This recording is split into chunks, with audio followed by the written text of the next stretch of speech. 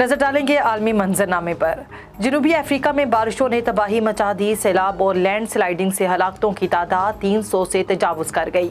जनूबी अफ्रीका के सूबे क्वाज़ुलु नाटाल में बारिशों से सबसे ज्यादा नुकसान हुआ है। सैलाबी रेलों की जद में आकर कई घर और पुल तबाह हो गए। हुकाम के मुताबिक सैलाब और लैंड स्लाइडिंग से अब तक 306 अफराद हलाक हो चुके हैं। बारिशों और सैलाब से बिजली का निजाम भी धर्म भरम हो चुका है। चीन के शहर शंघाई में कोरोना वायरस के मरीजों की तादाद में फिर इजाफा होने लगा। एक दिन के दौरान 25,141 नए केसेस रिपोर्ट होने के बाद इंतजामिया की जानिब से मजीद सख्ती कर दी गई है।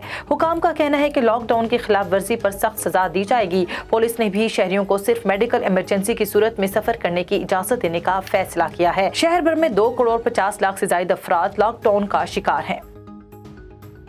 अमरीकी वजीर खारजा ने वजीर आजम शहबाज शरीफ को मुंतखब होने पर मुबारकबाद दी। एंटोनी ब्लिंकन ने कहा कि उनका मुल्क पाकिस्तान के साथ दरीना ताउन को आगे बढ़ाने का मुंतजिर है। अमरीकी वजीर खारजा की तरफ से जारी बयान में कहा गया है कि पाकिस्तान 75 सालों से वसीतर बाहमी मुफादात का अहम शराकतदार है। अमरीका पाकिस्तान के साथ ताल्लुकात को कदर की निगाह से देखता है। हम नौ मुंतखब पाकिस्तानी वजीर आजम शहबाज शरीफ को मुबारकबाद पेश करते हैं और पाकिस्तान के साथ अपने दरीना ताउन को आगे बढ़ाने के मुंतजिर हैं। अमरीका एक मजबूत और जमहूरी पाकिस्तान को बाहमी मुफादात के लिए जरूरी समझता है।